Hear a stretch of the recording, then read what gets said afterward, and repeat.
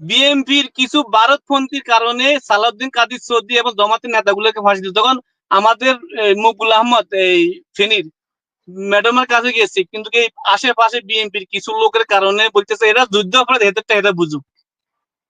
17 বছর এত নির্যাতনের পর বিএনপি যদি এখনই মিথ্যাচার করে আওয়ামী লীগের মতো, সামনে কি অবস্থা হবে? মিডিয়া খুললে ফেসবুক, টুইটার, গুগল যেখানেই যায় না কেন বিএনপি চাঁদাবাজি, যেখানেই যায় বিএনপি চাঁদাবাজি। এই বিএনপি চাঁদাবাজির কথা শুনলে কি আপনারা বিএনপির নেতা লজ্জা লাগে না? যদি লজ্জা লেগে থাকে দলীয় ভাবে আপনারা কি ভূমিকা পালন করছেন? মনিরুজ্জামান ভাই আসছেন, আরো বিএনপির দুইজন অতিথি আসছেন এখানে। আমার প্রশ্ন হলো যে এখনো ক্ষমতা আসে নাই বিএনপি, এখনো ক্ষমতা আসে নাই।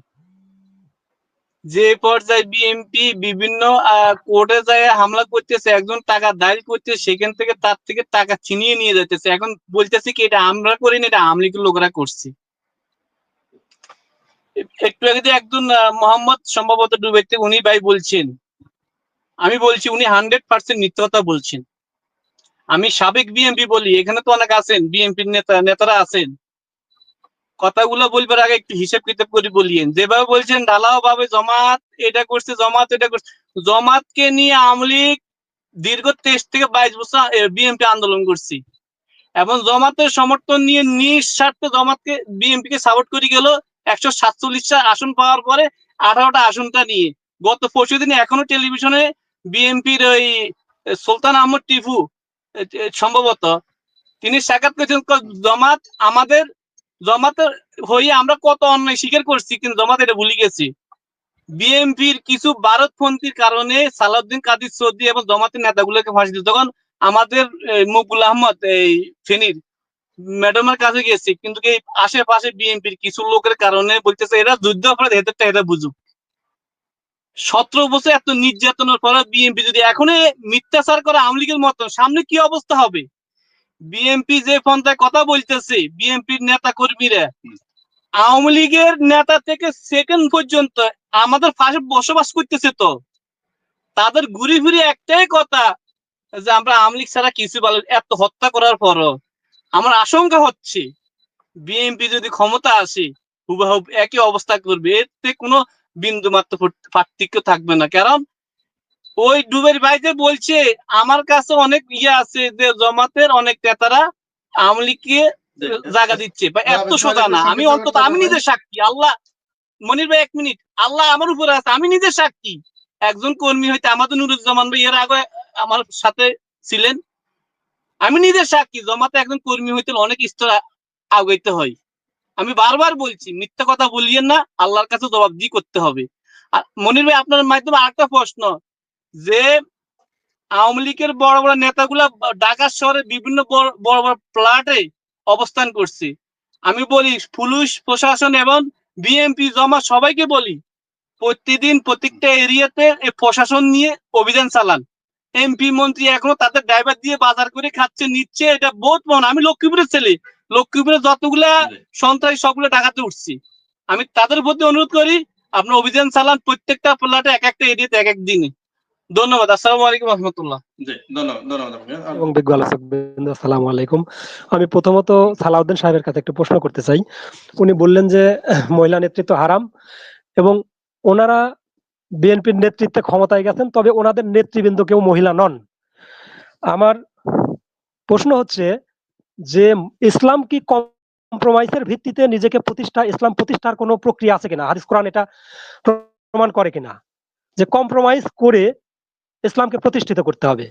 আবার ওই উদাহরণটা চাইলেন না হুদাইবিয়ার সন্ধে 47টি ধারার কোনো ধারা এখানে আবার দিয়ে আলোচনা করেন না। আমি চাইছি হাদিস এবং কোরআন থেকে ব্যাখ্যা। এক। আর দ্বিতীয় প্রশ্ন হচ্ছে সালাউদ্দিন সাহেবের কাছেই, যে আপনারা বলছেন যে যদি আপনারা কখনো ক্ষমতায় যান তাহলে ইসলামকে প্রতিষ্ঠিত করবেন, ইসলামী রাষ্ট্র বানাবেন। ওকে, ফাইন। আমি একজন মুসলিম হিসেবে এটা আমার খুবই কাম্য যে এটা ইসলামী রাষ্ট্র হোক, ইসলামী আইন কানুন দ্বারা একটি রাষ্ট্র পরিচালিত হোক। আমার প্রশ্ন হচ্ছে আপনারা অমুসলিম শাখা গঠন করছেন। ইসলাম বলছে যদি কোনো মুসলিম রাষ্ট্রে অমুসলিমরা থাকে তাদেরকে জিজিয়া কর দিতে হয়। আপনারা এই অমুসলিম শাখা গঠন করছেন, এদেরকে কিসের আওতায় আনবেন? এটা একটু ব্যাখ্যা করবেন। আমি ভিপি ইব্রাহিম সাহেব এবং মনিরুজ্জামান মনির ভাইকে প্রশ্ন করতে চাই। দেখেন, সমর্থন করে, যারা বিএনপির রাজনীতি করে দর্শকের মধ্যে, তারা প্রত্যেককে এসে বিএনপির চাঁদাবাজি নিয়ে কথা বলছে। আমি বিএনপি সমর্থক, কোনো রাজনীতি করি না। আমিও বলছি, মিডিয়া খুললে ফেসবুক, টুইটার, গুগল, যেখানেই যাই না কেন বিএনপির চাঁদাবাজি, যেখানেই যাই বিএনপির চাঁদাবাজি। এই বিএনপির চাঁদাবাজির কথা শুনলে কি আপনারা বিএনপির নেতা লজ্জা লাগে না? যদি লজ্জা লেগে থাকে, দলীয় ভাবে আপনারা কি ভূমিকা পালন করছেন? হ্যাঁ, শেষ করছি মনির ভাই, আমাকে 10 সেকেন্ড সময় দিবেন। কি ভূমিকা পালন করছেন? দলীয় গঠনতন্ত্র আনুপাতিক হারে শুধু কি বহিষ্কারটাই শাস্তি সীমাবদ্ধ? দলীয় গঠনতন্ত্র কি বাইবেল না কোরআন, যেটাকে পরিবর্তন করা যাবে না?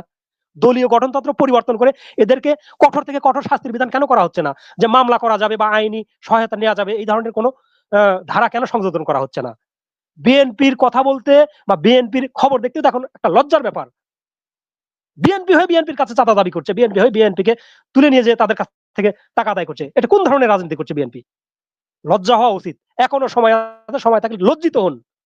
ধন্যবাদ মনির ভাই আমাকে সময় দেওয়ার জন্য। আসসালামু আলাইকুম। ধন্যবাদ আপনাকে। আরেকজন দর্শক আছেন, শফিকুর রহমান। শফিকুর রহমান বলেন। জি, আসসালামু আলাইকুম। আসসালামু আলাইকুম, সকল অতিথিদেরকে শুভেচ্ছা। তো আসলে এক ভাই অবশ্য কিছুক্ষণ আগে বললেন যে কোনটা ছেড়ে কোনটা বলবো, এখানে অনেক কথা হয়ে গেছে যে কোনটা ছেড়ে কোনটা বলবো।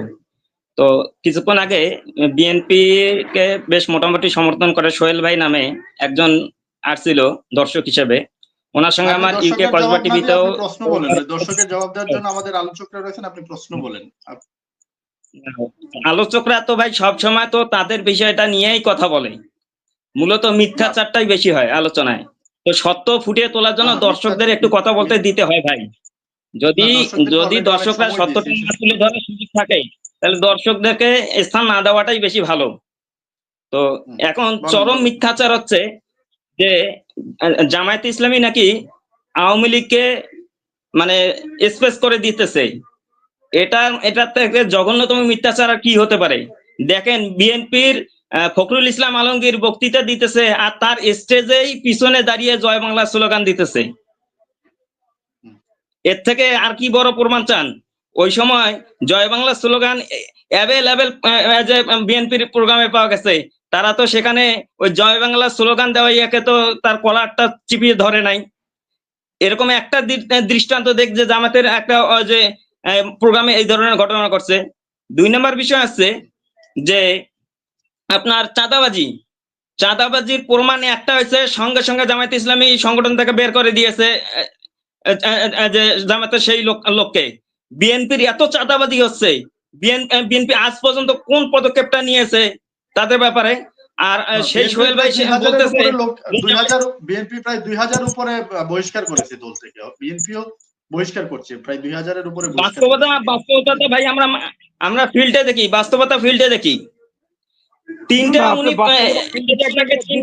বহিষ্কার করেছে এবং ভারপ্রাপ্ত চেয়ারম্যান মহোদয় তারেক রহমান সাহেব সরকারকে বলেছে মনির ভাই আলোচকদেরকে দেন, মনির ভাই বাসায় আছি আজকে। ধন্যবাদ।